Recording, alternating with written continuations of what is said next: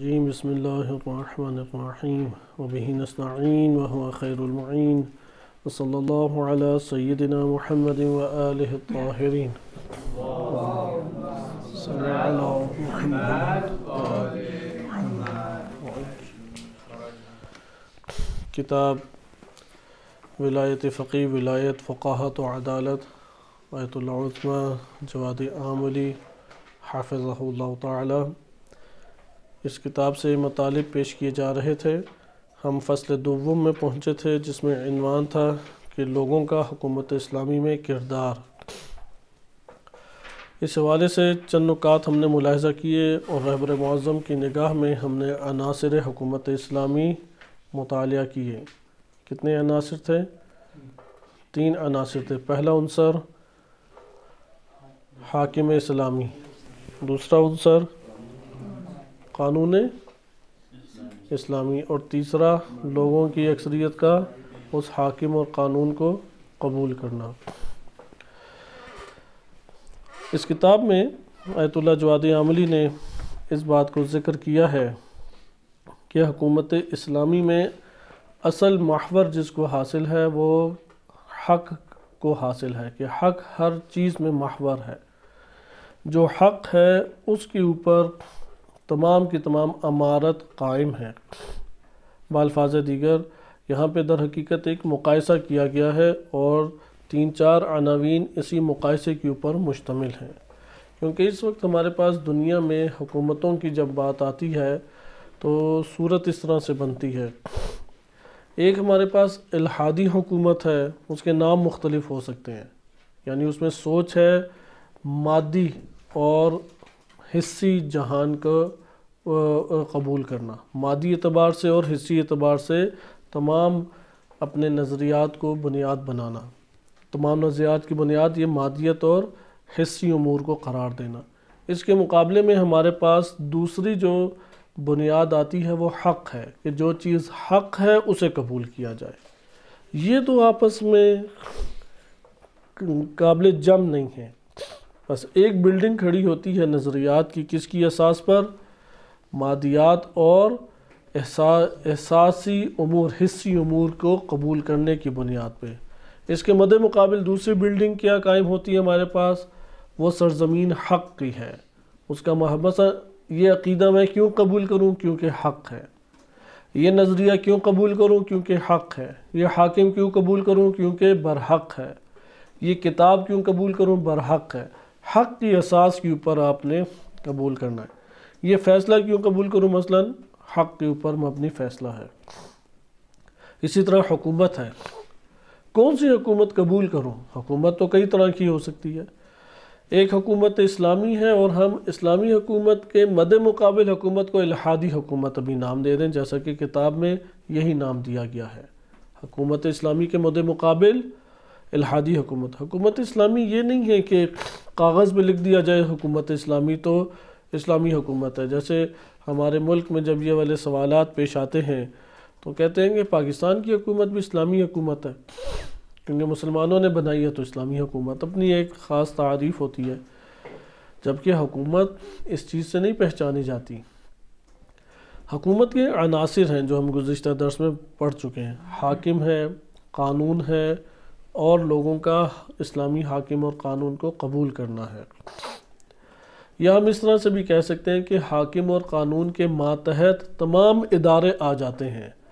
اگر ادارے اسلامی حاکم کی توسط سے اسلامی قوانین کے اجراء کی صورت میں چل رہے ہوں تو اس غلبے کو اور تسلط کو اسلامی حکومت سے تعبیر کیا جاتا ہے۔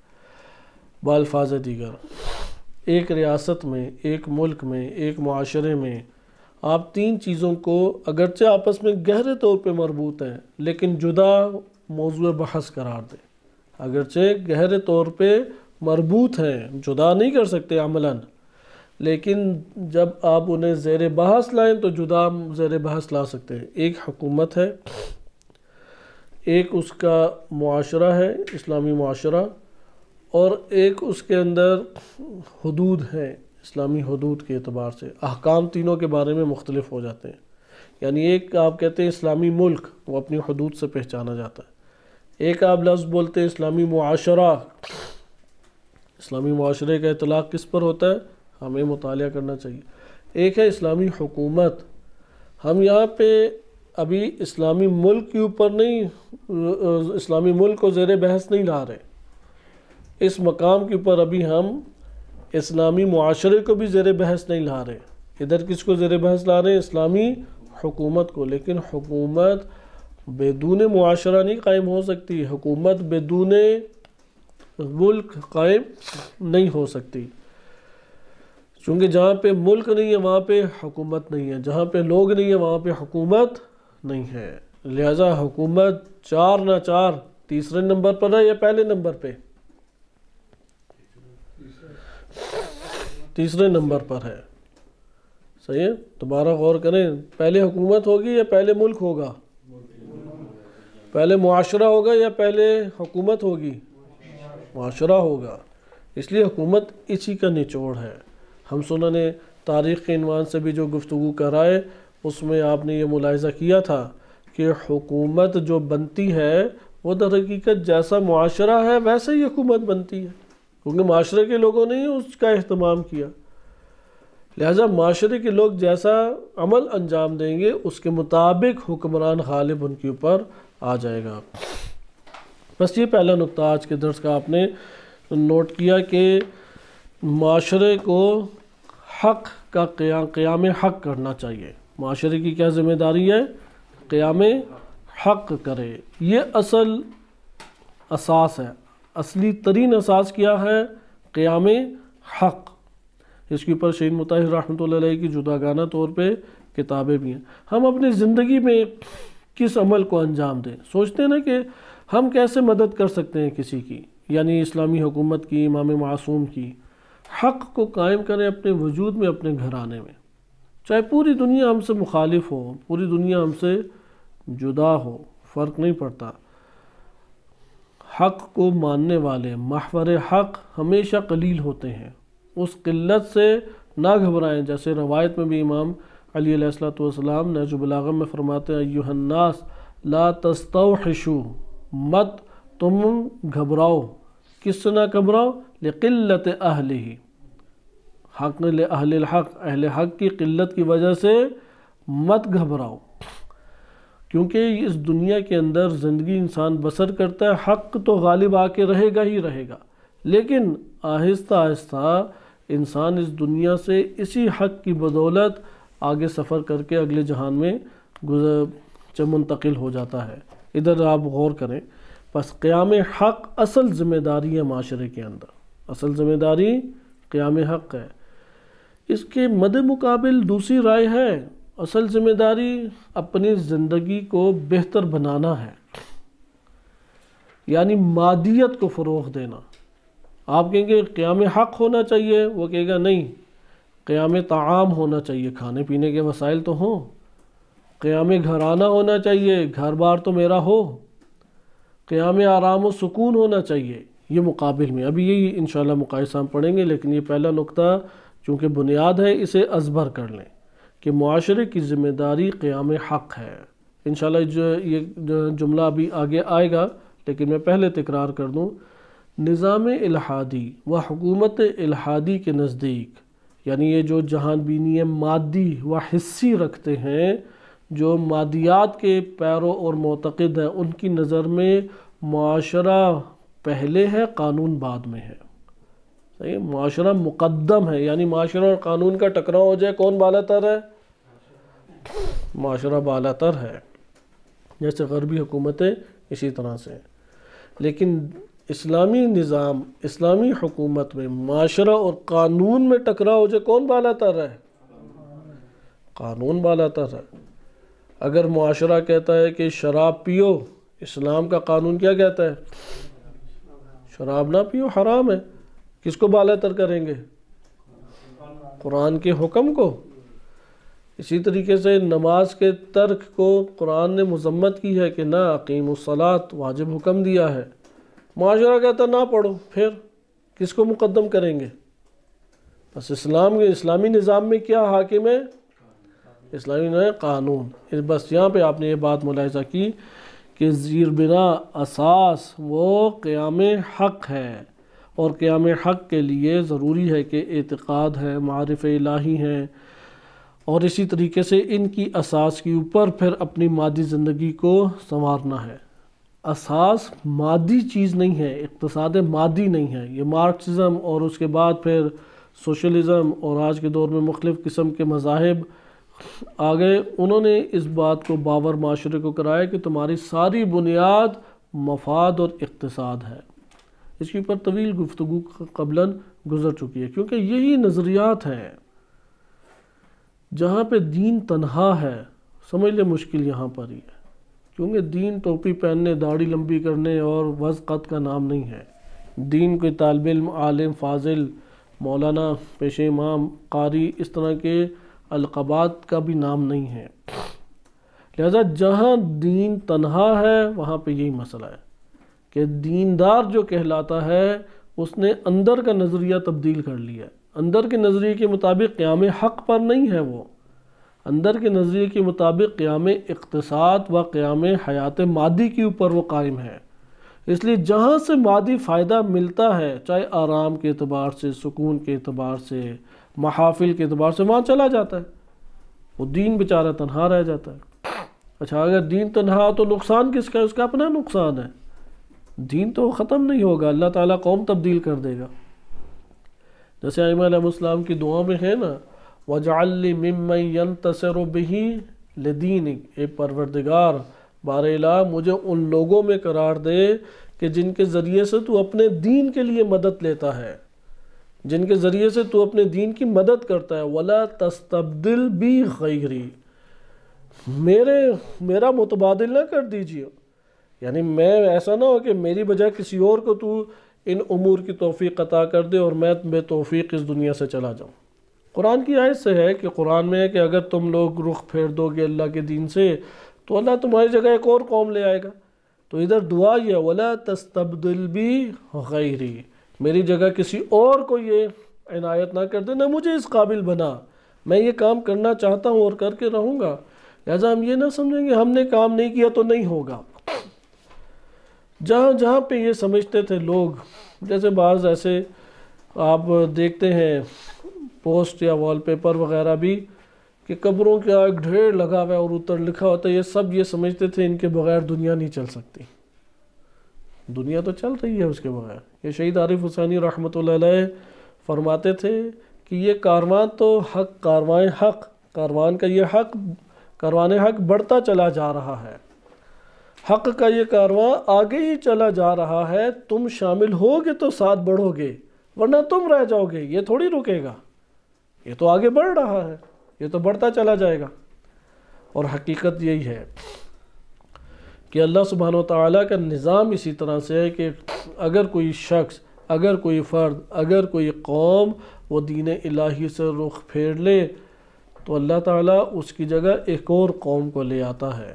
اللہ اس سے محبت کرتا ہے، وہ یحبونہ، اور وہ اللہ سے محبت کرتے ہیں، وَيُجَاهِدُونَ فِي سَبِيلِ اللَّهِ، اور اللہ کی راہ پہ جہاد کرتے ہیں، وَلَا يَخَافُونَ لَوْمَةَ لَائِمٍ، ملامت کرنے والوں کی ایک ذرہ ملامت سے خوف زدہ نہیں ہوتے۔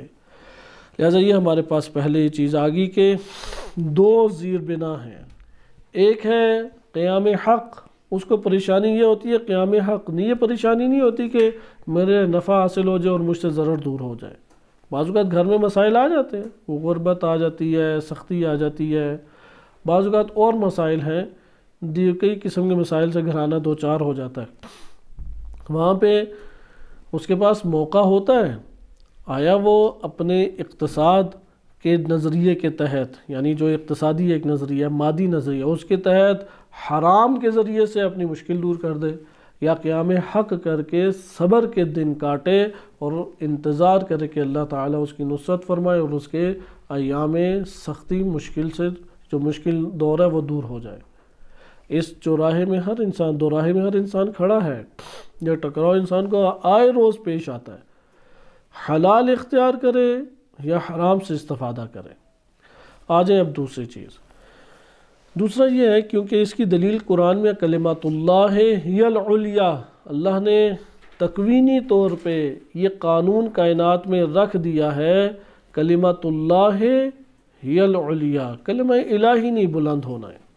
باطل جتنا ابھرے گا دب جائے گا، حرام جتنا کمائیں گے فنا ہو جائے گا۔ اگر باقی کچھ رہے گا تو کلمۃ اللہ ہی الحق، کہ حق جو ہے الحق من ربک، اور رب کی جانب سے یہ حق ہے۔ دوسرا نقطہ، قرآن کریم اور سنت معصومین علیہ السلام سے یہ مطلب ہمارے پاس آتا ہے، مکتبہ حق اس وقت دنیا کے اندر ایک حکومت جہانی پیدا کر سکتے ہیں کہ جب دو امور انجام پا جائیں۔ پہلی چیز یہ ہے کہ شناخت حق ہو جائے، شناخت حق کو خصوصی اہمیت حاصل ہے۔ عقائد کیوں پڑھتے ہیں ہم؟ اقامے کے لیے یا پیپر کے لیے نہیں، شناخت حق کے لیے پڑھیں۔ اگر شناخت حق کے لیے پڑھیں گے تو سغرا کبرا نتیجہ یاد رہ جائے گا۔ اگر پیپر کے لیے پڑھیں کیونکہ اس کی بنیاد پہ مانا تو تھا نہیں ہم نے، اس لیے وہ ذہن سے نکل جائے گا۔ تجرید الاعتقاد پڑھتے ہیں، کشف المراد پڑھتے ہیں، کشف المراد کا کون سا حصہ، اشاعرہ معتزلہ امامیہ جھگڑا، یہ پتہ تھا، وہ تھا کیا یہ نہیں خبر، کیونکہ قیام حق کے پیچھے نہیں تھے۔ امامت کی دلیل کیا ہے، معصوم ہونے کی دلیل عقلی کیا ہے، نبوت کی دلیل عقلی کیا ہے، ذہن سے کیوں نکل جاتی ہیں؟ یا کیوں یہ انسان نئی شوق اور ذوق سے پڑھ پاتا؟ قیام حق کی طرف رغبت اس کی نہیں ہے۔ قیام حق کی طرف رغبت پہلی ہے شناخت حق، کیونکہ جو شناخت حق کر کے اپنے وجود کے اندر حق کو برپا کرے گا، پھر اگلا مرحلہ آئے گا۔ اسے کہتے ہیں مرحلہ نظری، مرحلہ اقرار، مرحلہ قبول، البتہ معاشرے کی حد تک، اکا دکا جگہ پہ نہیں، معاشرے کی حد تک۔ یہ سفر ہمیں طے کرنا ہے اور کوشش کرتے رہنا ہے۔ اگر ہم نے نہیں یہ کوشش کی تو پھر تو ظہور کی راہ میں ہم نے کوئی قدم نہیں اٹھایا، پھر ظہور متاخر ہے، تاخیر ہے ظہور میں۔ اس لیے اس چیز کو ذہن نشین کریں۔ پہلی چیز کی ہے شناخت حق، کوئی شناخت کرے گا تو حق کو قائم کرے گا نا۔ ہم اپنے علاقوں میں تبلیغ کے لیے جائیں تو کیا کام کریں؟ ذہن میں بار بار اس بات کو دہرائیں، حق کو زندہ کرو، نہ کہ رسم کو زندہ کروں، نہ کہ معاشر میں پھیلے ہوئے امور جو دین سے پہچانے جاتے ہیں، دین کے ایمان سے، وہ زندہ کروں، حق کو زندہ کرو۔ بس یہ پہلا مرحلہ ہو گیا۔ محقق یعنی حق کو اپنے وجود کے اندر تحقیق کرے، تثبیت کرے، استحکام عطا کرے اپنے وجود کے اندر، یہ پہلا عنصر ہے۔ دوسرا عنصر وہ مقام عمل ہے، حق کے اوپر عمل کرے، جسے کہتے ہیں متحقق کرے۔ پہلا محقق تھا، دوسرا متحقق ہے۔ صحیح، پہلا محقق یعنی تثبیت، ثابت کرے، مستحکم کرے اپنے وجود میں حق کو۔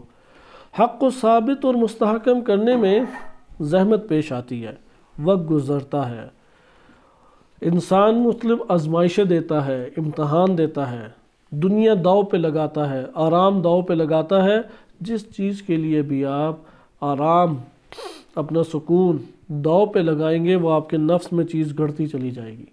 امتحان کر کے دیکھیں گے، دنیا کے لیے داؤ پہ لگاتے ہیں اپنے آرام اور سکون، بڑا گہرا اس دنیا سے ربط قائم ہو جائے گا۔ دین کے لیے اگر آپ اپنے آرام اور سکون کو داؤ پہ لگاتے ہیں، وہ دین آپ کے وجود کے اندر آہستہ آہستہ پیوست ہوتا چلا جائے گا، یہاں تک کہ ملکہ بن جائے گا، نور ایمان آپ کے اندر بن جائے گا۔ پھر نور ایمان سے انسان چیزوں کو دیکھتا ہے۔ اگر نور ایمان نہ ہو تو اس کو گناہ بھی زیبا اور خوبصورت نظر آتے ہیں، اور نور ایمان ہو تو ہر گناہ قبیح ترین اسے نظر آتا ہے، اس کا دل اس سے اچاٹ ہوتا ہے، اس زندگی سے وہ بیزار ہوتا ہے۔ لہذا پہلی چیز ہے تحقیق، محقق، ثابت کرے اپنے وجود کے اندر دین کو۔ دین کو ثابت کیسے کرے گا؟ پڑھے گا، غور و فکر کرے گا، درس و تدریس کرے گا، تبلیغ کرے گا، اس کے ہمراہ زندگی بسر کرے گا۔ یہ کوئی عمل انجام نہ دے اور اقرار کر لے، مجھے بتائیں کیسے اس کے اندر وجود میں آئے گا؟ لہذا آپ جب معاشرے کے اندر ایک چیز پھیلا دیتے ہیں، لوگ آسانی سے اس پر عمل پیرا ہو جاتے ہیں یا نہیں؟ لوگ سخت سے سخت ترین امر کے اوپر عمل پیرا ہو جاتے ہیں۔ مثلا تپتی دھوپ میں، گرمیوں کی شدت میں اور حبس کا بھی موسم ہو، بجلی نہ ہو، لوگ رہ لیں گے؟ معاشرے میں عام ہو جائے تو پاکستان میں ہم نے دیکھا لوگ رہ لیتے ہیں یا نہیں؟ لوگ سو لیں گے، ہم کہیں گے نہیں سو سکتے، لیکن معاشرے میں عام ہو جائے ہم نے دیکھا لوگ سو لیتے ہیں۔ لہذا جو چیز عام ہوتی ہے وہ پست ہو تو پستی کے لوگ عادی ہو جاتے ہیں، بالا ہو اس کے آہستہ آہستہ، اس لیے معاشرے میں نفوذ دینا چاہیے اس کو، معاشرے میں نفوذ دینے میں زحمت ہے، اس لیے اگلا مرحلہ ہے تحقیق، یعنی تحقق، مقام عمل میں اسے تحقق دے۔ اگر مقام عمل میں تحقق پیدا نہیں ہوتا، حکومت اسلامی حقیقی معنی میں اجاگر نہیں ہو پائے گی۔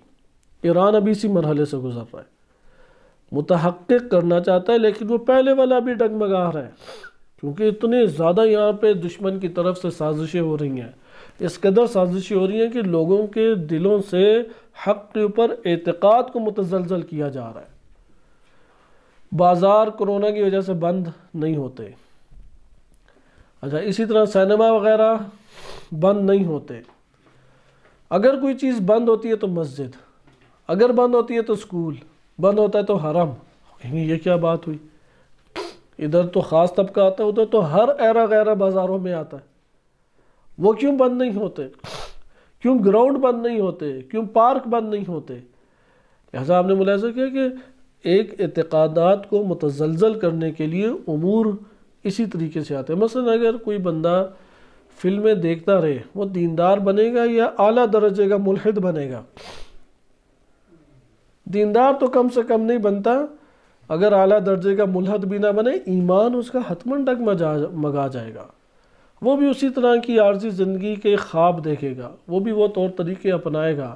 اگر وہ طور طریقے نہ بھی اپنائے، اپنے وہی دیہی یا شہری زندگی کے ہی طور طریقوں میں رہے، کم سے کم اقتصاد اور مال کی اہمیت کا قائل ہو جائے گا، کیونکہ یہ چیزیں اثر انداز انسانی نفس کے اوپر ہوتی ہیں۔ ڈرامے اسی طرح سے ہیں، ڈراموں میں جو پہنا جاتا ہے مرد و زن وہ فیشن کے طور پہ اختیار کر لیتے ہیں، ڈراموں میں جیسے رسومات انجام پاتے ہیں ویسے لوگ انجام دینا شروع کر دیتے ہیں، حتیٰ کہ لوگوں کی زندگیاں اسی طریقے سے ہیں کہ اچھی اور بری زندگی کا معیار وہی عکاسی ہوتی ہے جو سوشل میڈیا میں کی جاتی ہے۔ مثلا بعض لوگوں کو فارغ ٹائم پہ ممکن ہے کہ کانوں میں ہیڈ فون لگا کے گانے سننے میں ہی مزہ آئے، حتیٰ کہ اسے مزہ نہیں آ رہا لیکن وہ چاہتا ہے کہ میں ماڈرن نظر آؤں، اگر یہ میں نے کانوں پہ نہ لگایا تو یہ کیسا نظر آؤں گا۔ یہ زیادہ تر مسئلہ خواتین کے لیے اور پیچیدہ ہو جاتا ہے، کیونکہ خواتین وہ معاشرے کا دباؤ نہیں برداشت کر پاتی، اس لیے معاشرے کے مطابق جلد از جلد اس میں ڈھل جاتی ہیں۔ یہ مسئلہ ان کے نفسیاتی ایک جذبات کے حوالے سے ہے۔ مرد بھی جلد ڈھل جاتا ہے لیکن ان کے لیے یہ آفت زیادہ پر اثر ثابت ہوتی ہے، اس لیے ابھی آپ عام طور پہ یہ جملات سنتے ہوں گے یا یہ تحریریں پڑھتے ہوں گے، جائیں آپ کوئی چادر وغیرہ لے لیں، وہ مختصر سی چادر پکڑا دے گا دکاندار یا خاتون، کہیں گے نہیں بڑی چاہیے، وہ کہیں گے کہ خاتون کو کہ فیشن وغیرہ نہیں کرتی، کون سے جہان میں زندگی بسر کرتی ہو، وہی منکرات کی تبلیغ کرنے والی خاتون بن جاتی ہے۔ یہ مشکل پورے عالمی سطح کی پر مشکل ہے، لہذا آپ نے ملاحظہ کیا کہ متحقق ہونے کے لیے مقام عمل میں حق کو متحقق کرنا ضروری ہے۔ اس صورت میں ہمارے پاس پھر یہ نوعیت آتی ہے کہ حکومت اسلامی کے آغاز کے مقدمات فراہم ہو۔ تیسری چیز جو ہے وہ خود دین کا ہونا ہے اور دینی امور میں انسجام کو مشاہدہ کرنا ہے، یہ تیسرا پھل ہے۔ جب حق محقق ہو گیا اور عمل کے ذریعے متحقق ہو گیا، پھل بڑا خوبصورت ملے گا، وہ اپنی زندگی اور زندگی میں موجود قوانین ہر چیز کو سازگار پائے گا، اختلاف نہیں دیکھے گا۔ اسی کو قرآن کریم میں ذکر کیا وَلَوْ كَانَ مِنْ عِنْدِ غَيْرِ اللَّهِ لَوَجَدُوا فِيهِ اخْتِلَافًا كَثِيرًا، اگر اللہ کے غیر کی جانب سے یہ قرآن ہوتا تو اختلاف کثیر پاتا، چونکہ اس میں اختلاف کثیر نہیں ہے اس لیے انسان قرآن کو اختیار کرے گا کاملاً منسجم، سازگار، ملائم اس کی زندگی سے اور عین زندگی کے مطابق ہے، اس کی خلقت کے مطابق امور ہے۔ قرآن کو ترک کرے گا، ہر جگہ پہ اختلاف پایا جائے گا۔ جیسے نہیں کہتے کہ اچھا اگر ہم سود نہ کھائیں تو جئیں کیسے، آگے یہاں پہ ٹکراؤ یا نہیں؟ سود نہ کھائیں تو جئیں کیسے؟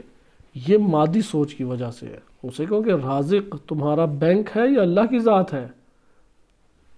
تمہارے یہ سود کا ملنا اور ہاتھ میں نفع آنا یہ رازق ہے، معاشرہ رازق ہے یا اللہ کی ذات؟ تم یہ دروازہ بند کرو، وَمَن يَتَّقِ اللَّهَ يَجْعَلْ لَهُ مَخْرَجًا، اللہ تمہارے لیے رزق کے دروازے کھولے گا۔ کیسے یہ تم نے باطل گمان کیا کہ اگر تم نے سود نہ لیا تو تمہارے سلسلہ زندگی نہیں چلے گا؟ یہ ہمارے پاس ایک پہلو تھا۔ اس پہلو کے بعد یہ جو تیسرا ہے سازگاری، انسجام، اس کو زیادہ انہوں نے ذکر کیا ہے۔ اتحاد اگر ایک جگہ پر نہیں ہے، انتشار پایا جاتا ہے، وہاں پہ کسی صورت میں بھی کامیابی حاصل نہیں ہو سکتی۔ دین اسلام میں اس نوعیت کا اہل ایمان کے درمیان اختلاف کہ جو حق کے قیام کے بعد اور حق کی شناخت کے بعد اختلاف جنم لے، اس کی کوئی گنجائش نہیں ہے، وہ سبب عذاب ہے۔ قرآن کی کئی آیات ہیں۔ علم آ جانے کے بعد اختلاف وہ سبب عذاب ہے۔ لہذا ذکر کرتے ہیں کہ پیروزی اور کامیابی کی بہترین جو ہمارے پاس علت اور سبب ہے، مہم ترین، بہترین مہم ترین علت اور سبب، وہ کیا ہے؟ اتحاد ہے۔ اس حکمت کو معاشرے میں مسلمان کم سمجھتے ہیں، مسلمانوں میں بھی سب سے کم ہمارے ملکوں میں سمجھا جاتا ہے۔ یعنی آپ سنی دنیا لے لیں، اس کے اندر جھگڑے، دیوبندی ہے، بریلوی اہل حدیث۔ بریلویوں میں آ جائیں، الیاس قادری گروپ الگ ہے، طاہر القادری گروپ الگ ہے، فلاں نورانی گروپ الگ ہے، فلاں پیر یا صوفی گروپ الگ ہے۔ دیوبند میں آ جائیں، تبلیغی جماعت ہے، جماعت اسلامی ہے، حزب التحریر ڈاکٹر اسرار احمد کی ہے۔ اچھا، اسی طریقے سے اور کئی تنظیمیں اس کے اندر ہیں۔ خود ان تنظیموں میں آ جائیں، ایک عجیب جھگڑا۔ شیعہ دنیا بھی اسی طرح ہے۔ آپ مجھے بتائیں، جہاں پہ زیادہ علماء ہیں وہاں پہ ایک مسجد ہے یا زیادہ مسجدیں ہیں؟ ایک سروے کریں آپ، جہاں ذاکر زیادہ ہیں، جہاں مولانا زیادہ ہیں، جہاں پہ مدیریت کے دعوے دار زیادہ ہیں کہ مدرسہ بنا سکتے ہیں، وہاں مدرسے زیادہ ہیں یا ایک مدرسہ ہے؟ آپ کہیں کیوں نہیں ہے مدرسہ؟ بعض جگہیں تو متاسفانہ ایک بھی مدرسہ نہیں ہے۔ وہ تو بہت ہی بدتر صورتحال ہے، کیونکہ علماء ادھر مقام عمل میں بہت ہی پیچھے ہیں، اس کا یہ مطلب ہے۔ لیکن آپ عمومی طور پہ دیکھیں، اتحاد کی نعمت سے ہم آشنا نہیں ہیں۔ اتحاد کی نعمت بہت بڑی نعمت ہے، اور بالعموم 100% نہیں کہتے، بالعموم اختلاف کی وجوہات وہ دنیاوی ہیں۔ ایک کہتا ہے میری سربراہی قبول کر لو، ایک کہتا ہے میرے ادارے کا نام چلے، ایک کہتا ہے میری بھی مرضی کا عمل دخل ہونا چاہیے۔ اپنی دنیاوی ہیں، شخصی زیادہ ہیں چیزیں۔ ایک دوسرے سے جھگڑے وہ اختلافات کو فروغ دیتے چلے جاتے ہیں۔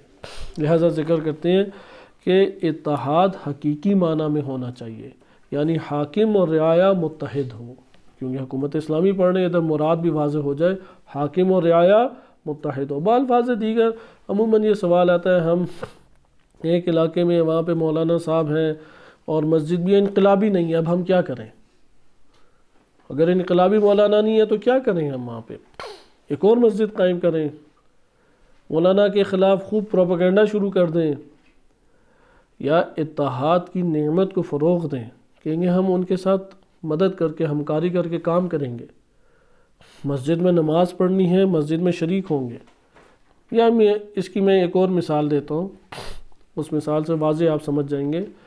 امیر المومنین علیہ السلام سے جب ان کا حق خلافت لے لیا گیا تو سقیفہ بنی ساعدہ کے واقعے کے بعد امیر المومنین علیہ السلام گھر کے اندر ہی رہے یا معاشرے کے اندر حاضر تھے؟ ذاکروں کی رپورٹ کے مطابق نہیں، جو حقیقی تحقیقاتی تاریخی حقائق ہیں ان کے استدلال کے مطابق یہ جواب دیں۔ ذاکروں کی جو رپورٹیں ہیں اور ان کی جو بیانات ہیں اس کے مطابق تو گھر سے باہر نکلے ہی نہیں تھے 25 سال، وہ گھر میں ہی تھے، یعنی نعوذ باللہ گویا کہ ایسے تھے کہ جیسے راستہ ہی نہیں ہے پتہ۔ لیکن حقیقت یہ ہے کہ امام علی علیہ السلام وہ معاشرے کے اندر حاضر رہے، جو خدمت انجام دے سکتے تھے وہ خدمت انجام دی، جو روابط ایجاد کر سکتے تھے وہ روابط امیر المومنین علیہ السلام نے ایجاد کیے اور اتحاد کو مد نظر رکھا۔ علت بھی یہی، سبب بھی یہی نہج البلاغہ میں بھی انہوں نے ذکر کیا کہ کیوں انہوں نے تلوار نہیں اٹھائی، انتشار اور افتراق ہو جاتی، امت بٹ جاتی ساری کی ساری، دین مغلوب ہو جاتا، کفر پھر غالب آ جاتا۔ لہذا امام علیہ السلام نے اتحاد امت کی خاطر وہاں پہ تلوار نہیں اٹھائی، حتیٰ کہ جنگ جمل، جنگ صفین، جنگ نہروان وہ مجبوری میں ہوئی یا اختیاراً ہوئی؟ اس قدر مجبوری میں ہوئی کہ امام نے جب آمنے سامنے صفیں بچھ گئیں تو تب بھی قرآن کے ہمراہ فرد کو بھیجا اور انہوں نے اس کو برے طریقے سے شہید کیا، برے طریقے سے، تب یہاں سے مجبوراً جنگ آگے بڑھی۔ اس سے پہلے خط و کتابت، نمائندوں پہ نمائندے بھیجے، قائل پہ قائل کرنے کی کوشش کی، جرائم ان کے گنوائے کہ ان جرائم کی وجہ سے میں تمہیں منصب نہیں دے رہا، ان جرائم کی وجہ سے میں تمہیں ہٹانا چاہتا ہوں، لیکن نہیں مانے وہ۔ پے در پہ انتشار، پے در پہ فساد اور ایک عجیب سی کیفیت معاشرے کے اندر پھیلائی گئی، مجبوری کی جنگیں تھی۔ اس لیے اتحاد دین اسلام حقیقی معنی میں چاہتا ہے، شکل نہ ہو اس کی، جیسے ہوتا ہے کہ 8-10 لوگوں نیچے بنا دیے، ان سب کا پروگرام ایران میں کافی چلتا ہے، یہ 8-10 لوگوں ہیں، ادھر پیچھے بھی اتحاد ہے، لیکن بعض اوقات یہ ہوتا ہے کہ نام ہوتے ہیں، دل پیچھے سے جدا جدا ہیں۔ جہاں پہ ظاہری صورت میں اتحاد اور دلوں میں اختلاف اور دلوں میں افتراق پایا جاتا ہے، سورہ حشر میں یہ صفت قرآن کریم نے کن لوگوں کے لیے بیان کی ہے؟ آپ اگر سورہ حشر کا مطالعہ کریں، یہودیوں کے بارے میں ہے سورہ حشر کا آغاز ہی، ان کی شکست کا بھی سبب قرآن نے یہی بیان کیا۔ ظاہری طور پہ بڑے وہ بھن ٹھن کے آتے تھے، قلعے ان کے آس پاس موجود ہیں، اور ایک آپ انہیں گمان کریں گے وہ ایک ہیں، لیکن قرآن نے ذکر کیا اندر سے وہ بکھرے ہوئے ہیں۔ اس لیے ایک پہ پڑے گی، دوسرا بھاگنے کے چکروں میں ہوگا، وہ کبھی بھی نہیں آئے گا۔ قسمیں کھا کے کہتے تھے اگر تم پہ تلوار چلی تو ہم بھی آئیں گے۔ قرآن کہتا ہے کہ قسم کھا کے قرآن کہتا ہے کہ وہ نہیں آئیں گے۔ مسلمانوں کے دل اس سے قوی ہو گئے۔ یہ یہودیوں کی صفت تھی، مسلمانوں کی یہ صفت نہیں ہے۔ مسلمان حقیقی معنی میں الفت اپنے قلوب میں رکھتے ہیں، اس لیے سوری صورت میں نہیں، صرف شکل و صورت میں نہیں اتحاد ہو، واقعاً میدان میں حاضر ہونا چاہیے۔ پھر آگے ذکر کرتے ہیں حتیٰ کہ مسائل مادی میں، آپ مسائل مادی تک حکومت اسلامی کے مطابق اگر یہ انسجام نہ ہو، مسائل مادی تک آپ کی رسائی نہیں ہوگی۔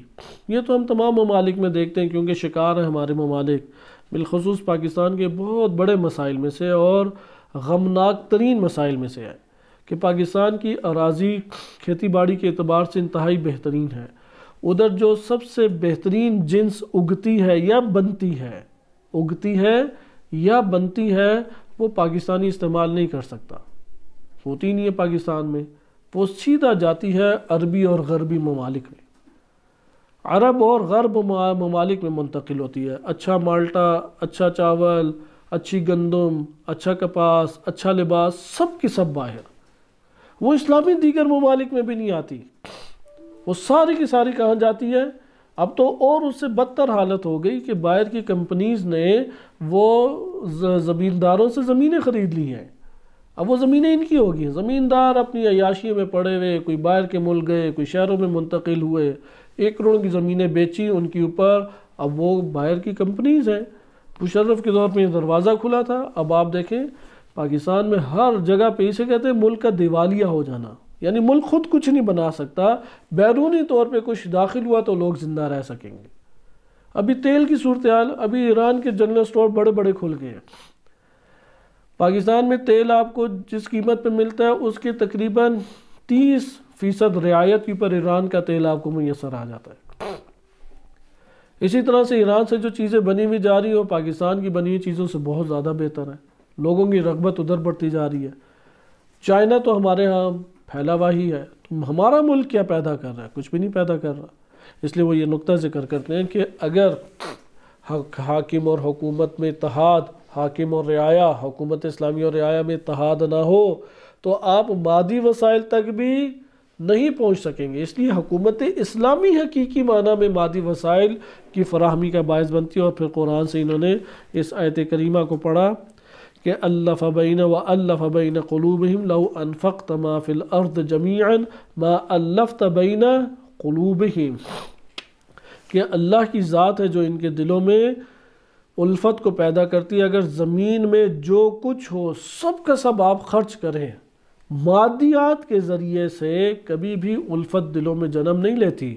اور اس کے مظاہر مغربی ممالک میں کئی دفعہ ٹی وی پہ مشاہدہ کر چکے، سیلاب آیا، زلزلہ آیا تو جنرل سٹور کو لوٹنے والے وہ شریف شرفا لوگ تھے کہ جو بڑے مہذب پوری دنیا کو نظر آتے تھے، وہی چپکے سے ساری چوریاں کر رہے اور کیمرے نے انہیں پکڑا، کیونکہ مادیات کی دوڑ میں ہے پیچھے۔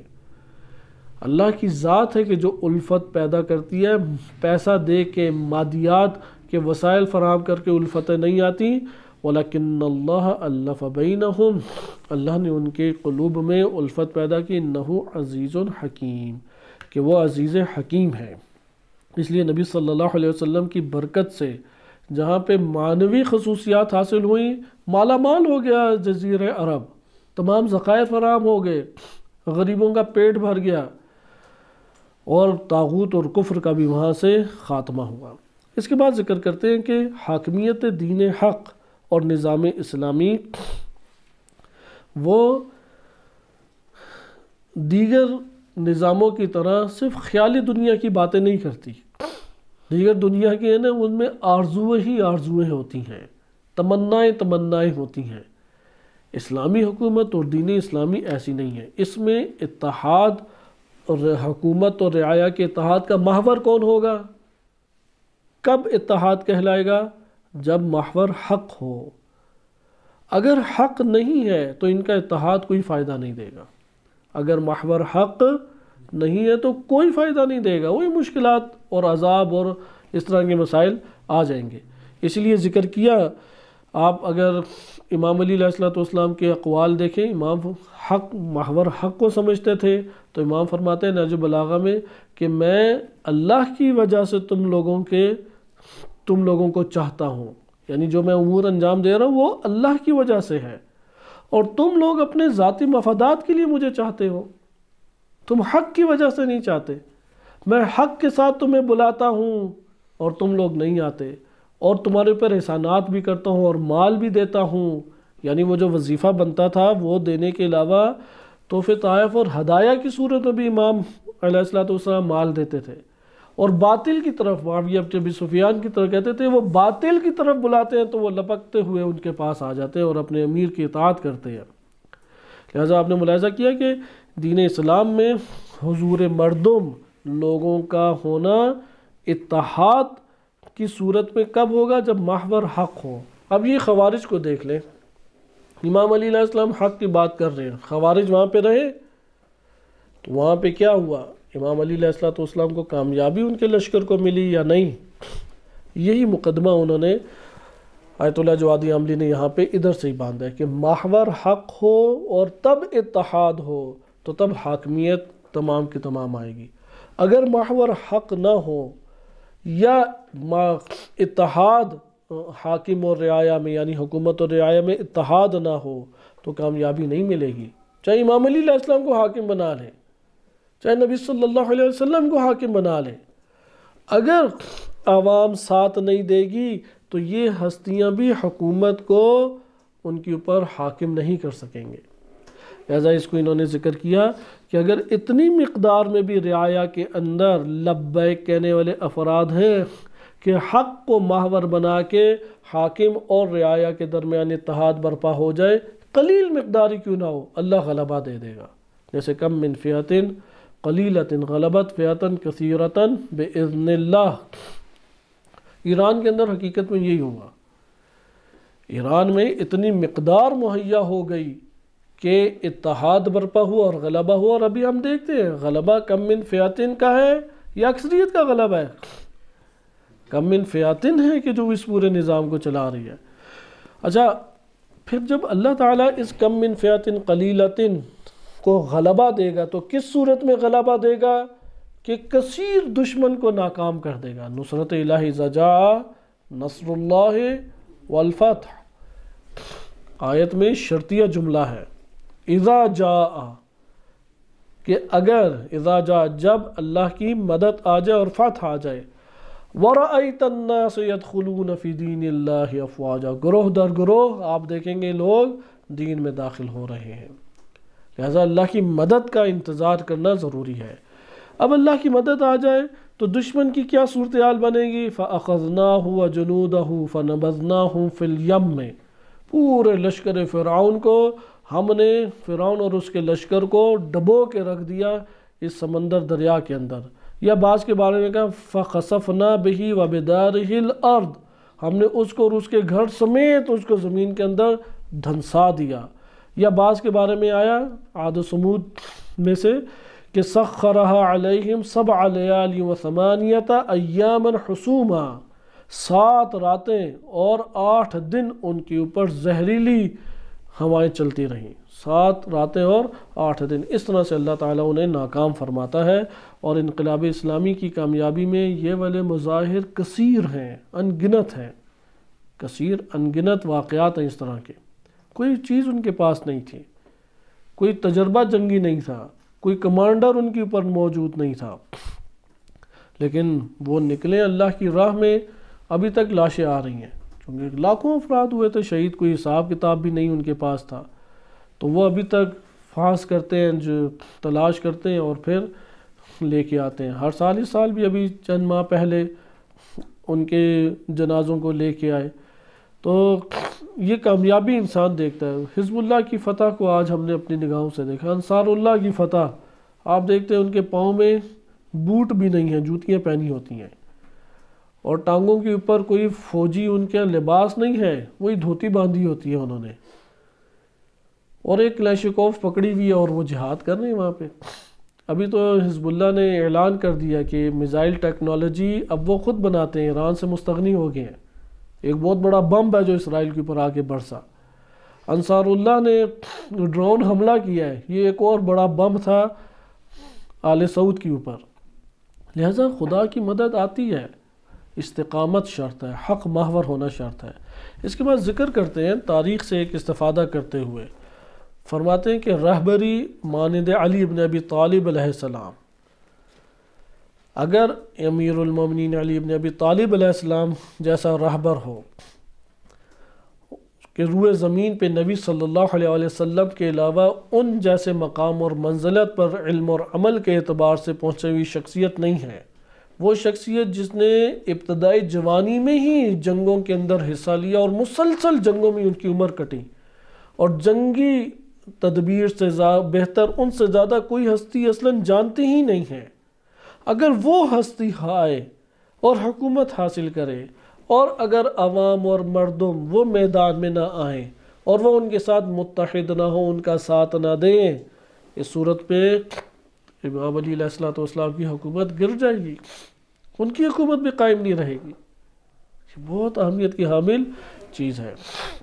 لہٰذا اس بارے میں قرآن کریم کی آیت سے استفادہ کرتے ہیں کہ پیروزی اور کامیابی نصیب نہیں ہوگی جب تک مردم نہ، یہ قانون الہی ہے، اسے ہم کہتے ہیں قوانین الہی، قانون۔ حتیٰ امام زمان علیہ السلام آئے، ابھی ذہن میں ہم سوچتے ہیں کہ انہوں نے تلوار چلانا ہے صبح سے شام تک، جس نے نہ کی اس کی گردن اڑ گئی، جس نے شک کیا اس کی بھی گردن اڑ گئی، اور بچے گا کون؟ جو صبح شام دشمنان اہل بیت پہ لعن طعن کرتا ہے۔ عموماً اس طرح کی ایک تصویر کشی کی جاتی، امام زمان علیہ السلام کے ساتھ لوگ ساتھ دیں گے، اگر اکثریت نہ ہو جبری حکومت کا کوئی تصور دین اسلام میں نہیں پایا جاتا۔ جبری حکومت مکتب تشیع کے نزدیک قابل قبول نہیں، حتیٰ پاکستان میں جبری حکومت نہیں ہو سکتی۔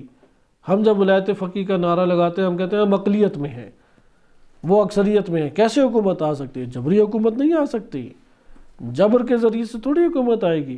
وہ قائل ہوں گے، وہ مائل ہوں گے، اگر وہ جمہوریت کو قبول کر سکتے ہیں کہ جو مسلمانوں کا اصلا نظام نہیں ہے، تو پھر امامت کو کیوں نہیں قبول کر سکتے؟ پھر ولایت کو کیوں نہیں قبول؟ اس سے تو قریب تر ہیں وہ۔ لہٰذا یہ بات ہمارے سامنے آئی کہ پیروزی نہیں ہو سکتی۔ سورہ نور میں ارشاد باری تعالی ہوتا ہے انما المؤمنون الذین آمنوا باللہ ورسولہ، مومنین فقط وہ ہیں کہ جو اللہ کے اوپر ایمان لائے اور اس کے رسول پہ، وَإِذَا كَانُوا مَعَهُ عَلَىٰ أَمْرٍ جَامِعٍ، اور جب وہ اس کے ساتھ رسول کے ہمراہ ہوتے ایک امر جامع میں، ادھر دیکھیں معاہو کی آپ قید سے استفادہ کریں، معاہو علی امر جامع لم یذهبوا، وہ ایک امر جو رسول کی طرف سے جاری ہوتا ہے اس کے اوپر ڈٹ جاتے اور اس وقت تک نہیں جاتے حتی یستأذنوہ، جب تک وہ رسول اللہ صلی اللہ علیہ وسلم سے طلب اجازت نہ لے لیں۔ ان الذین یستأذنونک، اور وہ لوگ جنہوں نے رسول یستأذنونک اولئک الذین یؤمنون باللہ ورسولہ، اور جنہوں نے نبی صلی اللہ علیہ وسلم سے اجازت طلب کرنے کے لیے رجوع کیا، یعنی رسول سے ہی پیوست رہے، وہی حقیقی معنی میں اللہ اور اس کے رسول پر ایمان لانے والے، یعنی ایک امر جامع جو رسول کی طرف سے جاری ہوا اس کے اوپر وہ سختی سے ڈٹ گئے۔ نبی صلی اللہ علیہ وسلم کی زندگانی میں یہ والی واقعات بہت زیادہ تعجب آور ہیں۔ مثلا تبوک کے لیے جب رسول اللہ نے کہا نکل کھڑے ہوئے، بدر کے لیے کہا نکل کھڑے، 313 مد مقابل 1000 سے اوپر کا لشکر، اور وہ بھی سارے جنگجو، یہ تو سارے کے سارے جنگجو نہیں تھے اس طرح، اور بڑے بڑے نام قریش کے، سارے قریش کے سرداران جنگ بدر میں آئے ہوئے تھے، اس لیے بدری صحابہ کی ایک الگ شان بیان کی جاتی ہے۔ امیر المومنین علیہ السلام کے ساتھ بدری صحابہ جنگ جمل میں شریک ہوئے، ان سب کی فہرست الگ سے بنی، بدری افراد کی، بدری صحابہ کی ایک شان الگ تھی۔ لہٰذا آپ نے ملاحظہ کیا اس جگہ کہ وہ جب رسول اللہ کے ہمراہ رہے تو اس کو قرآن نے کہا ہے کہ یہ اللہ اور اس کے رسول پر ایمان لائے۔ لہٰذا کسی نے بدر میں شرکت کی ہو، احد میں شرکت کی ہو، یا کسی بھی محاذ میں، اگر کسی بھی زندگی کے مرحلے میں رسول اللہ کے ہمراہ نہیں رہا وہ معاہو میں نہیں آئے گا۔ اس لیے وہ قرآن کی آیت محمد الرسول اللہ والذین معاہو، وہ لوگ کہ جو رسول کے ہمراہ رہے ساری عمر، جو ساتھ ہی چھوڑ گئے وہ اس کے زمرے میں نہیں آتے۔ پھر آگے ذکر کرتے ہیں اور اس ٹاپک کا یعنی اس عنوان کا اختتام کرتے ہیں، اور دوسرے عنوان کے میں چند نکات آپ کے سامنے بیان کر کے درس کو ختم کرتا ہوں، کیونکہ یہ گفتگو ہماری طولانی ہوتی چلی جائے گی۔ یہاں پہ آپ نے اس نقطے کو خصوصی طور پہ مد نظر رکھنے کے عوام الناس کا کردار حکومت اسلامی کی تشکیل میں کس قدر ضروری ہے، کہ اگر عوام الناس کا اتحاد نہ ہو تو کسی صورت بھی حکومت اسلامی قائم نہیں ہو سکتی۔ اگر آج ہم چاہتے ہیں امام زمان علیہ السلام کی جہانی حکومت آئے تو لوگوں کو ان سے پیوست کرنے کی طرف ہم راغب کریں۔ یہ جو فلسفہ عموماً یہ جملہ سنتے ہیں کہ امید دلائیں، ان کو صرف اور صرف تبرک توسل زیارت پہ نہ رکھیں، یہ ربط ناکافی ہے۔ اصلاً یہ اتحاد امام علیہ السلام کے ساتھ انسان کا ایمانی اتحاد نہیں جوڑتا، کیونکہ یہ تو غیر مسلم بھی انجام دے لیتا ہے۔ جو اصلی ترین ربط ہے امام معصوم کے ساتھ وہ یہی ہے کہ امید حکومت اور امید حاکمیت کے باب سے تعارف کرائیں، امید دلائیں کہ تمہارے علاقے کے اوپر بھی امام زمان علیہ السلام کی حکومت ہو سکتی ہے اگر تم یہ کام کرو کہ محقق کرو دین کو اپنے اندر اور متحقق کرنے کی کوشش کرو اپنے معاشرے میں، ولاؤ اپنے گھر کے اندر ہی فقط کیوں نہ ہو۔ لہٰذا آگے یہ ذکر کرتے ہیں کہ حکومت اسلامی کسی جگہ پہ بھی لوگوں کے ارادے کے علاوہ متحقق نہیں ہو سکتی۔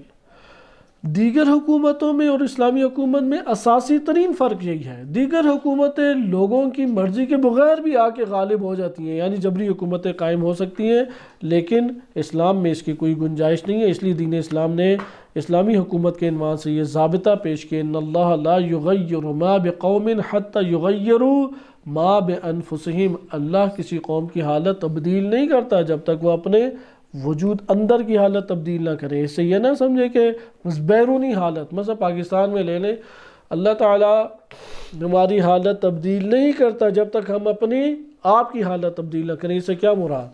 ابھی آپ گلگت بلتستان لے لیں، وہاں پہ آغا خانی بڑھتے چلے جا رہے ہیں، اب تو اوضاع ہی بدل گئے ہیں وہاں پہ وہ تمام جرائم جو دیگر ہمارے پاکستان کے علاقوں میں پیش آتے تھے اب ادھر بھی پیش آنے لگ گئے ہیں، بے حیائی بڑھتی چلی جا رہی ہے، فحاشی بڑھتی چلی جا رہی ہے، جیسے جیسے نیٹ کی دنیا ہے، جیسے جیسے چینلز ہیں، بی بی سی نے ان کے لیے بھی الگ سے چینل آہستہ آہستہ کھولنے شروع کر دیے ہیں۔ سوچیں کہ نور بخشی اور امامی جھگڑے الگ، اہل حدیث کی فگر بڑھتی چلی جا رہی ہے، 15%، 20%، پہلے 1-2% تھے، ممکن ہے 5% ہو گئے ہوں۔ آغا خانی کی فیصد ان کے بڑھتی چلی جا رہی ہے، نور بخشی اہل حدیث کی طرف مائل ہوتے چلے جا رہے ہیں۔ کیسے حالت تبدیل کریں؟ آیا روڈیں بن جائیں حالت تبدیل ہو جائے گی؟ ہسپتال بن جائیں حالت تبدیل ہوگی؟ نہیں، اس آیت سے استفادہ کریں، حتی یغیروا ما بانفسہم، حق محور بن جائیں اندر سے، جو حق ہے اس کا ساتھ دیں، کسی کی بات نہیں، حق کی بات ہے، نہ کسی عالم، نہ کسی پارٹی، نہ کسی تنظیم۔ اس سے کوئی یہ بات حق ہے اور اس عالم نے کی ہے تو میں اس کا حمایتی ہوں، یہ بات حق ہے اور فلاں مسجد سے صادر ہوئی ہے، ہم اس مسجد کے حمایتی ہیں۔ لہٰذا حق محور نہیں بنیں گے کوئی تبدیلی نہیں آ سکتی۔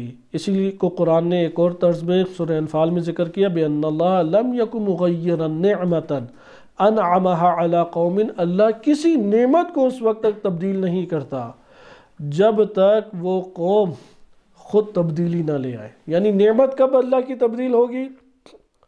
جب قوم نے اپنے اندر تبدیل کر، یعنی امنیت کب جائے گی؟ جب قوم نے اپنے اندر کی امنیت تباہ کر دی اور عدو مبین شیطان کو آزاد چھوڑ دیا اندر شیطان آزاد چھوٹے گا، باہر کی امنیت برباد ہوگی۔ کیونکہ اندر کا شیطان جب آزاد ہوگا، جب شہوت رانی غالب ہوگی تو بچیاں اغوا ہونا شروع ہو جائیں گی، جب بال کی ہرس آئے گی تو بینک لوٹنا شروع کر دیں گے، قتل و غارت شروع ہو جائے گی، جب اجارہ داری کی بات آئے گی تو فرقہ واریت شروع کر دیں گے۔ اندر کے شیطان کو آزاد چھوڑیں گے تو بیرونی نعمت آپ کے ہاتھ سے جائے گی، یہ قانون الہی ہے۔ حتی یغیروا ما بانفسہم، یہاں تک کہ وہ اپنے آپ کو درست کریں، اپنے آپ کو تبدیل کر دیں۔ یعنی باطنی، شہید صدر رحمۃ اللہ علیہ نے اس پہ بہت زور دیا ہے۔ آپ ظاہری طور پہ یونیورسٹیز بنا دیں، ظاہری مدارس بنا دیں، مدارس میں ہزاروں طلاب لے آئیں، مسجدیں بھر دیں، تبدیلی نہیں آئے گی۔ باطن کو قوم کی، عوام کی اکثریت کے باطن کو تبدیل کر دے، تبدیلی آ جائے گی، وَإِلَّا تبدیلی نہیں آنے والی۔ اس لیے دو ہی اساس ہے تبدیلی کی، یہ نعرہ ہمارے ملک میں بہت زیادہ لگتا ہے۔ یا تبدیلی کی اساس ہے اقتصاد، تبدیلی کی اساس ہے روٹی کپڑا مکان، تبدیلی کی اساس کیا ہے؟ ایجوکیشن، تعلیم، تبدیلی کی اساس ہے رفاعی امور، روڈیں بنا دیں، سینٹر کھول دیے، سوسائٹیز بنائیں، یہ ہے ظاہری۔ اس کے قائل ہیں الہادی نظریہ، اس کا کون قائل ہے؟ الہادی حکومتیں۔ ایک ہے باطنی تبدیلی لاؤ، تفکر ان کا بڑھاؤ، حق شناس بناؤ، حق محور بناؤ، خود بیرونی تبدیلی بھی آئے گی، اندرونی تبدیلی بھی آئے گی۔ کیونکہ اگر تم نے اندرونی تبدیلی برپا نہ کی، صرف بیرونی تبدیلی برپا کی، یونیورسٹیز بنا دو گے، مسجدیں بنا لو گے، مدارس کھڑے کر دو گے، ہسپتال بن جائیں گے، لیکن ہسپتال میں ڈاکٹر گردے فروخت کرے گا، ہسپتال میں بیٹھ کے ڈاکٹر دوائیوں کو مہنگے داموں میں بیچے گا، سودا کرے گا مریضوں کے اوپر، مولانا لے کے آؤ گے مسجد اور مدرسے میں، فرقہ واریت ایجاد کرے گا، جیب اپنی بھرے گا۔ اگر تبدیلی ظاہری ہوئی اور اندر کی تبدیلی نہ ہوئی، مسجد بنا دے، مدرسہ بنا دے، مولوی آ کے کیا کرے گا؟ وہ دوسروں کا مال بھی کھائے گا، بڑے بڑے جرائم انجام پائیں گے اس سے، اور سب سے بڑا جرم فرقہ واریت کو فروغ دے گا تاکہ لوگوں کی مقبولیت حاصل کرے۔ آپ پھر حاکم آ جائے گا، وہ تو اس سے بھی بدتر۔ لہٰذا کس کو پھر فروغ دیا جائے؟ اندرونی تبدیلی، کیونکہ اندرونی تبدیلی لاؤ گے، شیطان کو مقید کرو گے، اس سے گناہ صادر نہیں ہوں گے، پھر نعمت بھی وجود میں آئے گی، پھر امنیت بھی وجود میں آئے گی، پھر اثار اور قربانی بھی وجود میں آئے گی، پھر فقیروں کو بھی نوازا جائے گا، پھر نہ فقیروں پہ، نہ مریضوں پہ، نہ مسلمانوں کے اوپر کوئی تجارت نہیں کی جائے گی۔ ابھی مولانا مسلمانوں کو فروخت کرتا ہے، ڈاکٹر مریضوں کو فروخت کرتا ہے، اور حاکم فقیروں کو فروخت کرتے ہیں۔ یہ تجارتیں ختم ہو جائیں گی۔ اس لیے انہوں نے ذکر کیا اتحاد ضروری ہے، لیکن محور حق کا ہونا چاہیے۔ اگلا ہمارے پاس موضوع ہے کہ معاشرہ الہادی اگر ہو تو اس وقت لوگوں کی کیا سوچ بچار ہوتی ہے۔ یہ تو ہم نے وہ پڑھا کہ اگر معاشرہ کیا ہو؟ الہی ہو، تو تب یہ سب کچھ برپا ہوگا۔ اگر معاشرہ الہی نہ ہو تو پھر یہ سوچ بچار کیا ہوگی؟ اس کو صرف 3-4 نقطے میں بیان کرتا ہوں کیونکہ آگے ہمیں بڑھنا ضروری ہے۔ پہلا نقطہ اس میں یہ ہے الہادی معاشرہ۔ اب یہ کمپیریزن ہو گیا، آپ کو یہ پتہ لگ گیا اسلامی معاشرہ کیا ہے۔ اسلامی معاشرہ حق محور ہوتا ہے اور حق کی اساس کے اوپر سارے امور انجام دیتا ہے، اور حق کی اساس پہ سارے امور انجام دیں گے، یہ انسانی زندگی سے سازگار ہے۔ الہادی معاشرہ ہو، الہادی معاشرہ کسے کہتے ہیں؟ اولاً جہاں پر بھی جہان اور شناخت دنیا، شناخت زندگی انسانی وہ مادیات کی اساس پر اسے الہادی معاشرہ کہتے ہیں۔ چاہے آپ اس کا نام رکھ دیں اسلامی جمہوریہ، چاہے نام رکھ دیں کہ اسلامی بینکاری، اسلامی فلاں، اس کی اساس الہاد ہے، وہ الہادی معاشرہ کہلائے گا، وہ الہادی تفکر کہلائے گا۔ اگر ایک معاشرہ الہادی یعنی سارے لوگ سوچتے ہیں اسی طرح سے ہیں، یونیورسٹیز بنا دو مسائل حل ہیں، سارے لوگ یعنی اکثریت لوگ یہ سوچتی ہے، روڈیں بنا دو مسائل حل ہو جائیں گے۔ اگر اکثریت فقط اس طریقے سے سوچے کہ آپ لوگوں کو کھانے پینے کے سامان فراہم کر دیں، مسائل آپ کے حل ہو جائیں گے، کیونکہ مسئلہ کیا مادیات کے اوپر اس نے اپنی بنیاد رکھی۔ وہ کہتے ہیں مذہب کو ہر ایک کا اپنا سلسلہ چھوڑ دو، کوئی اپنے الگ فرقے کا ہے، وہ فلاں مذہب کا ہے، وہ فلاں مذہب کا ہے، وہ اس کے اپنے دوش پہ چھوڑ دو، یہ الہاد ہے۔ اگر ایک معاشرے کے اندر الہادی تفکر فروغ پا جائے تو کیا مطلب الہادی تفکر فروغ پا جائے؟ یعنی مادیت کے ذریعے سے شناخت کرے، حاکم کی شناخت، معاشرے کی شناخت، حکومت کی شناخت مادیت کے تناظر سے کرنے لگ جائے۔ اب اس کی کیا خصوصیات ہیں؟ پہلی خصوصیت یہ ہے جہاں پہ مادیات کی اساس کے اوپر شناخت ہو وہاں پہ اچھائی برائی کوئی معنی نہیں رکھتی، کیونکہ اسے تو اپنا نفع چاہیے تھا، اس کے لیے اچھائی برائی کی کیا حیثیت؟ نمبر 2، اس کے لیے اخلاقیات کوئی حیثیت نہیں رکھتی۔ اخلاقیات کب ہوتی ہیں؟ اخلاقیات کی ارزش اس وقت ہوتی ہے کہ جب آپ اقدار انسانی کو مانیں، اس کی نظر میں تو کوئی وہ اقدار حیثیت ہی نہیں رکھتی۔ لہٰذا دوسری چیز، اخلاقیات کی اعتبار سے کوئی اس کے نزدیک قیمت نہیں ہے۔ یہ جو دوسرا پوائنٹ ہے اس کے اوپر خصوصی دقت کریں کہ کیا وجہ ہے کہ ہم قانون کو آرام سے توڑ دیتے ہیں، کیا وجہ ہے کہ ہم حلال حرام کی تمیز کیے بغیر اپنے مفاد کو حاصل کرتے ہیں؟ اس کی اصل وجہ ہے کہ وہ زبان سے اسلامی شعار بلند کرتا ہے اور قلب سے الہادی تفکر کا قائل ہے، یعنی مادیت محور ہے، مادی نفع، مادی نقصان، اس کو سب سے زیادہ اہمیت دیتا ہے۔ لہٰذا ایسی صورت میں قانون اس کے لیے کوئی اہمیت رکھے گا یا وہ قانون اہمیت رکھے گا جو اس کی مادیت کو مہیا کر کے اسے دے؟ اس لیے انہوں نے ذکر کیا کہ عقائد یعنی نظریات، اخلاق یعنی جو اس کے وجود میں اعلیٰ خصوصیات ہیں، یا اسی طریقے سے جزوی اس کے اعمال، وہ ان تینوں میں کسی قانون اور ضابطے کو قبول نہیں کرے گا۔ وہ صرف یہ بات کہے گا کہ مجھے اپنی مادی زندگی بسر کرنے کے لیے آزادی اور بے قیدی چاہیے، رہائی چاہیے، میں رہا ہونا چاہتا ہوں، مجھے کچھ نہیں چاہیے، اگر کچھ چاہیے تو میں مادی زندگی بسر کروں، جیوں اپنی مرضی کے مطابق، اپنے نفس کی اور اپنی شخصی رجحانات کے مطابق، اس سے زیادہ کچھ نہیں چاہیے۔ جہاں میرا دل چاہے وہاں اٹھ کے جاؤں، جو میرا دل چاہے ویسا میں کروں، جیسا میرا دل چاہے اپنے خانوادے کے ساتھ ویسا میں سلوک کروں یا ان کے لیے ویسی سہولیات فراہم کروں۔ اچھا، اب یہ سب کسی کے لیے ممکن ہے؟ ایک معاشرے میں قانون کے بغیر ممکن نہیں ہے، تفصیلاً پڑھ چکے ہیں، قانون کے بغیر یہ ممکن نہیں ہے۔ یہاں پہ چار ناچار وہ اپنے مادی نفع کے لیے اور الہادی تفکر کی تکمیل کے لیے قانون کے قائل ہو جاتے ہیں۔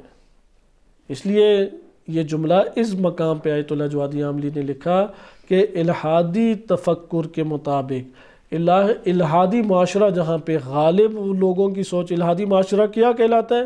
جہاں پہ لوگوں کی سوچ مادی ہو۔ اس طرف توجہ رہے کہ بے شک وہ عزاداری کر رہے ہوں، معاشرہ کیا کہلائے گا؟ الہادی۔ بے شک اکثر لوگ نمازیں پڑھتے ہوں، الہادی معاشرہ کہہ رہا ہے۔ حاکم امام جماعت بن کے جماعتیں کراتا ہو، جیسے بنو امیہ اور بنو عباس کے حاکم تھے۔ چھوٹے مولوی تو تھے جو آج کے دور کے ہیں، ممکن ہے کہ ہم نکاح، طلاق، عیدین، جمعہ نہ پڑھا سکیں، وہ پڑھا لیتے تھے، بے شک شرابیں پی کے پڑھاتے تھے، پڑھا لیتے تھے۔ تو یہاں پہ پتہ لگا اسے نہیں کہتے اسلامی، اسے کیا کہیں گے؟ الحادی، کیونکہ الحادی کی تعریف کیا کی ہے کہ جس کا پشتوانہ کیا ہو، جس کی بنیاد کیا ہو؟ مادیات ہو، حصی اور مادی امور۔ تو یہاں پہ وہ کہتے ہیں کہ وہ در حقیقت اپنے مادی امور کے حصول کے لیے کیا کہے گا کہ مجھے قانون کی ضرورت ہے، وہ قانون کو اس حوالے سے لینا چاہے گا۔ اس کے بعد اگلا نقطہ کہتے ہیں کہ انسان کی آزادی اور انسان کی رہائی کیونکہ قانون کے بغیر ممکن نہیں ہے، اس لیے ان کی نظر میں معاشرہ اور اپنی زندگی پہلے اور پھر قانون ہے، اور ان کے نزدیک خدا مدار ہونا، انسانی اقدار، فضیلت، یہ سارے بے معنی اور نادرست اور غلط مفاہیم ہیں۔ کہتے ہیں یہ کیا دقیانوسی باتیں ہیں، پرانے دور کی باتیں ہیں، انسانی اقدار کی رعایت کرو، یہ کیا حجاب لگائے رکھتے ہو، مرد و زن کی شادی کا تم یہی نعرہ لگاتی ہیں خواتین کہ میں تو مرد و زن کی شادی کی قائل ہی نہیں ہوں۔ ابھی ایران میں بڑا ہنگامہ مچا کہ یہاں پہ ایک خاتون جو کہ سینما کے کسی شعبے کی ہیڈ بھی تھی، اس نے یہ بیان دیا کہ اگر دو مرد اور خاتون آپس میں تعلق کے جنسی قائم کرتے ہیں اور بچہ ہوتا ہے تو میری نظر میں اسے زانی نہیں کہنا چاہیے۔ کیوں وہ زانی ہے؟ انہوں نے اپنی مرضی کے مطابق ایک تعلق آپس میں جوڑا، اس کے بڑا غوغہ برپا ہوا اور شور شرابہ اس کے تفکر کے اوپر بچا کہ اسلامی حکومت میں ایک خاتون آ کے یہ تفکر دے اور وہ ایک شعبے کی ہیڈ بھی ہو، مدیر بھی ہو، لہٰذا ان کا کیونکہ وہ اندر سے الہادی ہے، وہ تو اسلامی تھی ہی نہیں۔ ہو جاتا ہے ایسا کہ اسلامی اندر سے نہیں ہوتے، منافقانہ روپ دھار کے اوپر آ جاتے ہیں، لیکن پھر اپنے کسی بیان کی وجہ سے ان کی حقیقت آشکار ہو جاتی ہے۔ لہٰذا وہ اس بات کے قائل ہیں کہ یہ فضیلت، انسانی اقدار اور یہ چیزیں کوئی حیثیت نہیں رکھتی، کیونکہ کیا سب کچھ ہے مادی مفاد، انہیں مادی مفاد چاہیے۔ پھر مادیت کے اوپر تشکیل پانے والا معاشرہ مادی اور شخصی نفع کے پیچھے ہوتا ہے۔ یہاں پہ ایک سوال، اور اس سوال کے ساتھ یہ اختتام کرتے ہیں کیونکہ وہ جو پیراگراف ہے سوال کے جواب میں آپ کے لیے حل ہو جائے گا۔ قانون کو جاری کیے بغیر معاشرے کے اندر اصلاح برپا نہیں ہو سکتی، کیونکہ اگر آپ سب مجرمین کو ہدایت دے کے صحیح راہ پہ لانے کی کوشش کریں، ممکن نہیں ہے کہ سارے کے سارے ہدایت یافتہ ہو جائے۔ قرآن کریم کی بھی تصریحات ہیں، مجرمین کو قانون سے پکڑنا پڑتا ہے۔ اب سوال یہ پیدا ہوتا ہے اسلامی حکومت حقیقی معنی میں قوانین کو جاری کر پائے گی یا الحادی معاشرہ وہ اس قوانین کو صحیح طور پہ جاری کر پائے گا؟ کیا وجہ ہے؟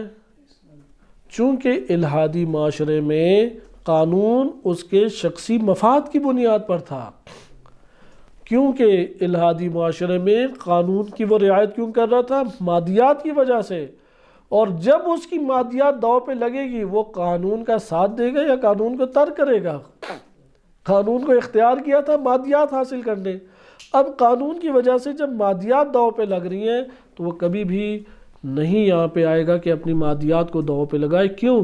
کیونکہ الحادی انسان اس دنیا کے بعد کی زندگی کا معتقد ہی نہیں ہوتا، کہتے کوئی زندگی نہیں ہے، جو ہے بس یہی ہے۔ اور قرآن نے یہ جملہ ان کا تحریر کیا سورہ مومنون آیت نمبر 37 میں، ان ہی الا حیاتنا الدنیا نموت و نحیا، فقط اور فقط ہم اسی مادی دنیا میں زندہ رہیں گے، ہماری فقط یہی زندگی ہے، کوئی زندگی نہیں ہے سوائے اس حیات دنیا کی۔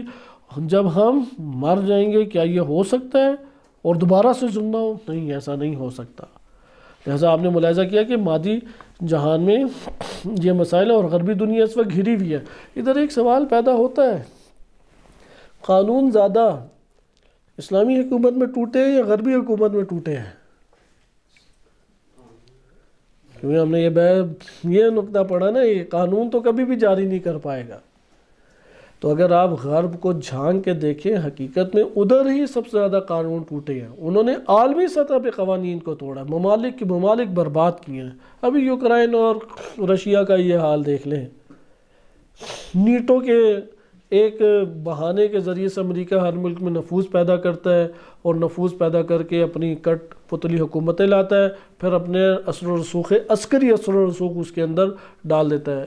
روس یہ اس کی سازش اور یہ چالیں سمجھتا ہے، تو جب اس نے اپنی عسکری قوت روس کے بارڈر ایریاز کے اوپر، کیونکہ یوکرائن بارڈر کے اوپر ہے، اس کے سرحد ملتی ہے دونوں کی، اپنی عسکری قوت کو قوی کرنا چاہا۔ یہاں پہ اس نے بدترین جواب دیا، اگرچہ اس کی بھی مذمت ہے کہ ایسی صورت میں کہ پورے ملک کو تباہ و برباد کیا جائے اور تمام حکومتی بلڈنگز کو نشانہ بنایا جائے، کوئی عاقلانہ عمل نہیں ہے، ظالمانہ عمل ہے۔ لیکن اس کا اصل سبب پیچھے کیا ہے؟ جیسے رہبر معظم نے اپنی تقریر میں فرمایا، وہ امریکہ ہے۔ حقیقت یہ ہے۔ لیکن ہم ادھر بھی آ جائیں، اگر اسلامی دنیا میں کوئی قانون کو پامال کرتا ہے، وہ اندر سے پھر تفکر حقیقی الہادی رکھتا ہے یا اسلامی رکھتا ہے؟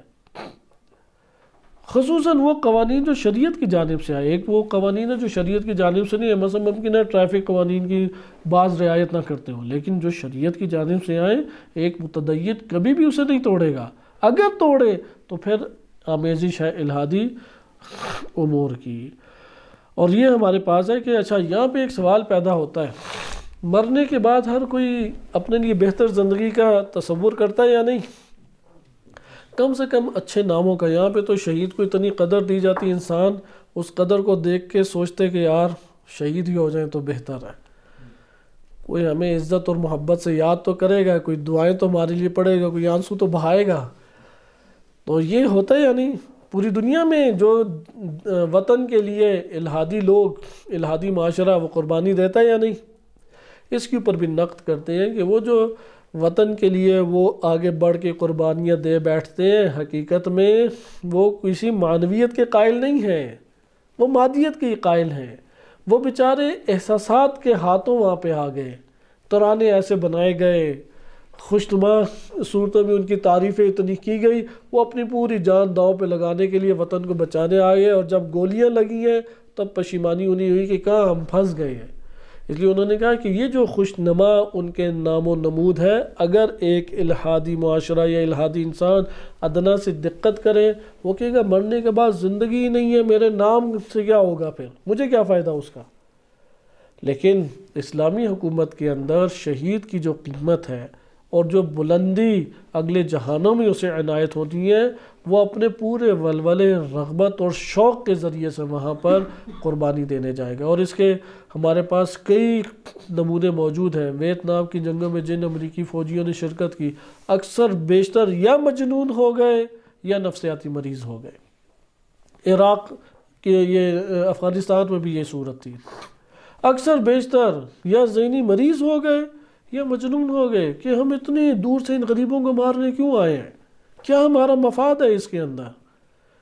تو یہ ان کو لے بیٹھی چیز۔ لہٰذا یہ الہادی معاشرہ ہے۔ الہادی معاشرے میں نہ اس دنیا کے بعد کوئی زندگی، الہادی معاشرے کی نظر میں کوئی اقدار نہیں ہے، الہادی معاشرے کی نظر میں کوئی اخلاقیات کی حیثیت نہیں، الہادی معاشرے کی نظر میں کوئی قانون کی حیثیت نہیں۔ جیسے فرانس نے پہلے حجاب کے قانون کو اس نے آزادی دی ہوئی تھی کہ جس نے کرنا کرے، جس نے کرنا نہ کرے، اس کے بعد کیا قانون بنا دیا؟ حجاب لینا ممنوع ہے، اس کے اوپر حد جاری ہوگی، اس کے اوپر قانون جاری ہوگا، گرفتاری اس کی ہوگی جو حجاب لے گا۔ اسلامی معاشرے کی پھر خصوصیات اگلے موضوع میں انہوں نے ذکر کی ہیں، وہ اگلے درس میں دیکھیں گے۔ صلی اللہ علیہ سیدنا محمد وآلہ طاہرین۔